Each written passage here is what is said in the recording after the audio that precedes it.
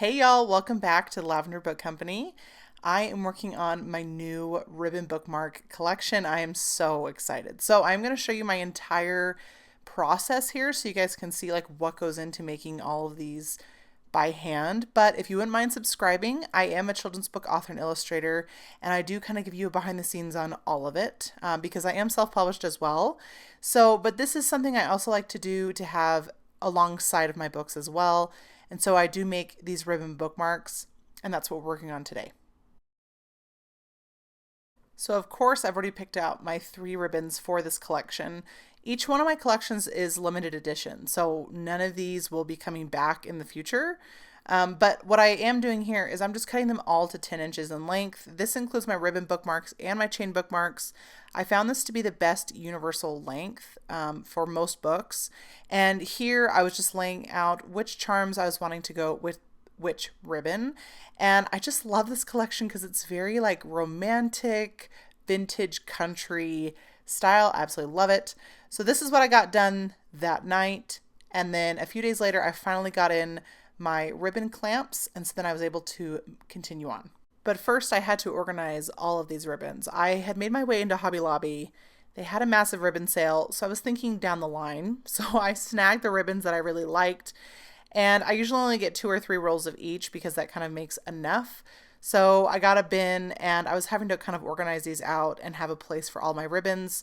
And yes, I will probably be going back to Hobby Lobby very soon because apparently they have the ribbon sale like every other week. So these are the ones I have here.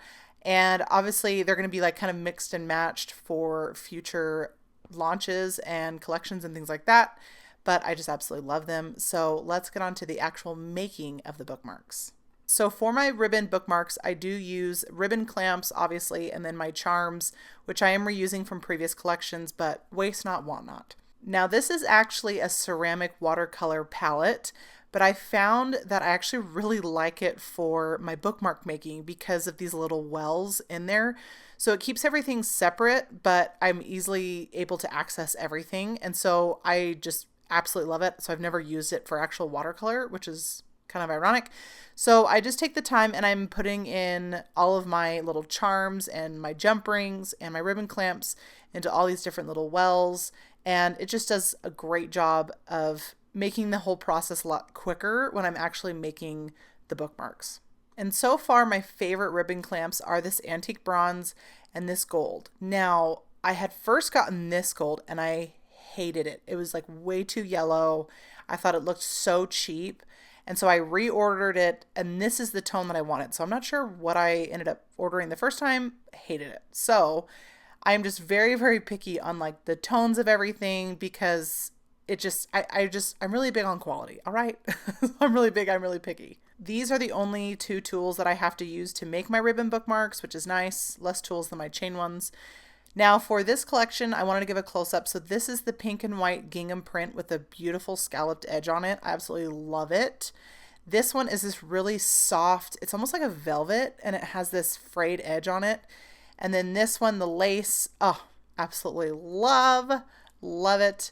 I love this collection. And I'm really wanting each collection to feel unique and individual, and I want to try to appeal to different people's tastes. And the last one that I did, it definitely had a different feel to it. It felt more like vintage, old English romantic, where this has more of that southern country kind of feel to it. And I have had a few people tell me that I should do some masculine ones. So let me know down below if you think that I should do kind of a man's line. If there are men who think that they would like to use these ribbon bookmarks, I'd be totally down to do that. I think the challenge would be super fun. Here I'm having to put on each clamp by hand.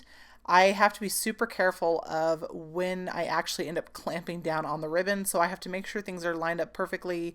And then I have to make sure that it's evenly clamped all the way through.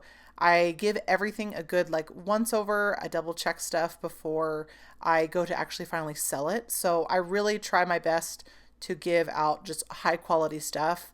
And I mean, occasionally it does happen where things are kind of faulty and it's kind of out of my control, but I really try my best to offer products that I would want to buy myself and that's fair for the price. And of course, each side does get its own charm. So I am just putting those on each side. And this one gets the cute bumblebee charm, which was a huge hit last time. People loved the bumblebee one.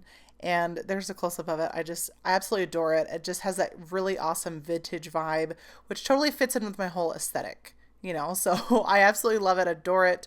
And so there's this one, the finished product.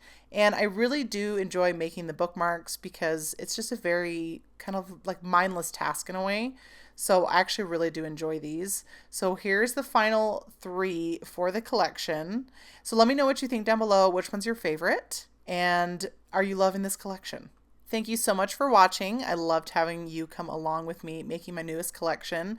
I will be continuing to crank these suckers out, so stay tuned for when this collection goes live. Subscribe, and I'll see you guys in the next one. Bye.